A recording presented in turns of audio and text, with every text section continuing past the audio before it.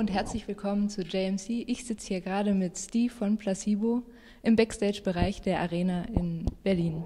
So it's your second time you're in Berlin this month. Last time you were here, you just got an MTV Music Award. Yeah, right around the corner, actually. Yeah. So if anyone told you 2 years ago that would happen, what would your reaction have been?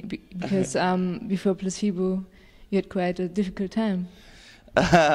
Yeah, it was really bad because the band I was in before Placebo, I was with for about 5.5 years, and it was the band that you started when you're 15, 16, and you sort of, you watch it grow over the years, and we ended up getting signed, and it started really sort of happening for us, and it was a really good feeling. And then after I did 3 shows opening up for Placebo with that band, and then a few months later they kicked me out. Me and my singer didn't get along too well.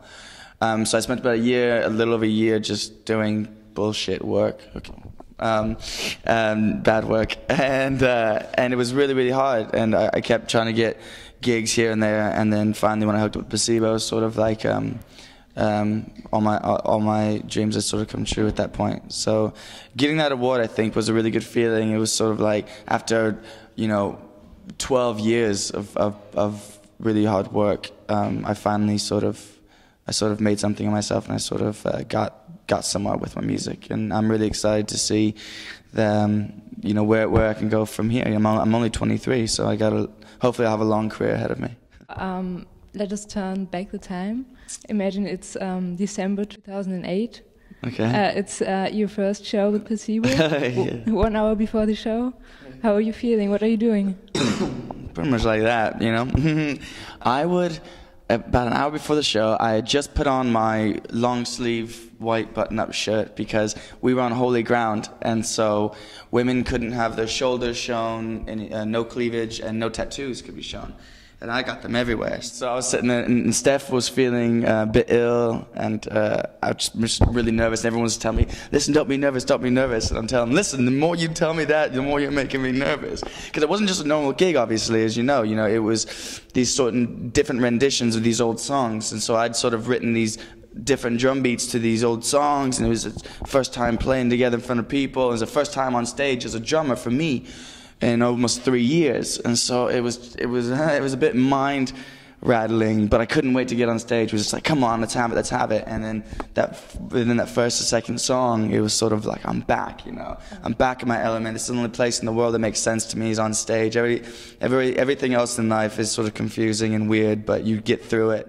No, it's almost 1 year later. Yeah.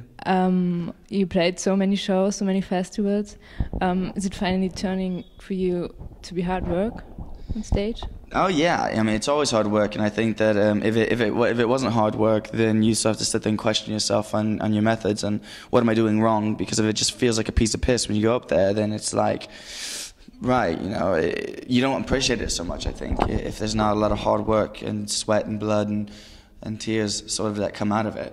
And so with this whole, I think not just with the touring as well, all the promotional things we've done, the writing of the record, the recording of the record, all the constant rehearsals, and not only with the band but my own personal drum rehearsals, just to sort of really get up to par, has all been worth it. And I think that, you sort of fast forwarding now to tonight, I feel that like I've crammed about 5-6 years of knowledge in the music industry and sort of the musical world into almost 2 years of being in this band, and it's been a crash course, but I think it's made me a better person and a much more solid person as well. I'd like to talk to you about your new song, Trigger Happy. Maybe you can tell us a little bit more about it. There's a train going by. Did you know there's a train station outside? When did you record it, and where is it going to be released? Well, I can tell you how it came to be. I don't know when it's going to be released. The thing is, it's sort of an old new song. So the Trigger Happy, the original sort of loop was during the Meds session. Brian had sang on some German DJ, some big name. I can't recall his name. Timo Maas, maybe? Maybe. That sounds a bit familiar. Okay. Anyway, well, Brian had sang on a few of his tracks. So, so Brian had sang on this one, and what he sings now. And the band loved it so much they asked the DJs, can we have it? And they said, yeah, of course you can have it, for sure. So they sort of took it back, and Steve wrote some drums to it, and they never really know what to do with it, so they just let it lay. And then right before we started this tour, we listened to it, and we really liked it. And so Brian and Stefan sort of got together and stripped out the bits of the loop that they didn't really like and left what they did, which is what you hear now. And I said, listen, mate, I'll write some drums to it, have Nick, our extra guitarist, write some guitar to it, Fiona can play some strings, like, let's just jam it. So the very first time we jammed, like, what you hear tonight is exactly the first thing we just wrote. We just, and we started jamming, and we're like, dude, let's sort of bring it out, now's the time. You know, some songs are like that, they sort of get written and put in the back burner. I mean, Kitty Litter, for example, the initial, I mean, it sounded way different, because I've heard it, but the initial guitar with that, like that whole guitar bit and everything was written 15 years ago. Brian and Steph were in school together, and then we finally finished it now. So, I mean, Trigger Happy, I think, is one of those songs. I do hope that we properly record it again and release it sometime in the future. I'm sure we will, but I don't know when. There hasn't been any exact plans about that yet. Now, when you're on stage, you play slightly different versions of your songs. Is it how you keep them alive for yourself? Because Placebo are not that band who changes the set list very much. Yeah, I think it's sort of to keep it alive for me, and also the Brian and Stefan as well. You know, a lot of these old songs, they've been playing for so long, and exactly the same way that when we went to rehearse them, they were like, you know, I'd already learned all the songs anyway, so even if I played the exact same thing he did, just the way that I play is already differently. I'd play differently.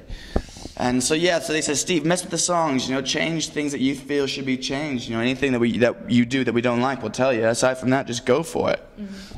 So that's why I tried to, you know, bring a little more groove and play it a tiny bit faster at times. You know, add a fill here, change fills here. I still keep it very much to what he wrote, because I respect him. You know, he worked, you know, Steve here had put 10 good years in with his band, so I respect what he did. I didn't want to change too much. I just wanted to sort of bring a little life in him. I think that the live show, these old songs, had the potential to be really massive and really in your face and really just like boom, you know, but they weren't really there yet. They were still a little bit flat to me, so I wanted to sprinkle a little bit of spice into it and just, you know, just lift it just enough so it gets there. And I think that we've done that quite well. At least I hope so. Yeah, you do. I'd like to talk to you about Florentino. It's another band where you sing and play guitar. Do you have any plans for the future? Do you like to record an album with them, or is it really just for fun? No, I do. That band is a band I started right immediately after Eveline and me had parted ways. So I had that band about a year before I joined Placebo, and it's something that, well, the first thing we had to do was change our band name, because we had the band name about 3 years ago, something like that. And then Florence and the Machine came out, and we're like, no, you know, like, why? It's, you know, Florentino, we have to change the name now, because they're huge and they're good, so you're not going to be continually making music.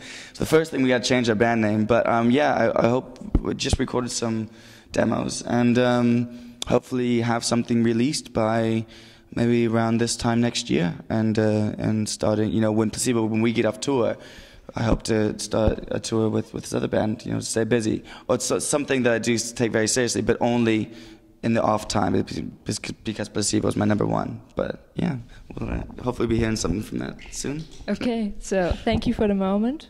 Thank you. Have a good show tonight. Cheers. Okay, thank you. Wicked, thank you very much.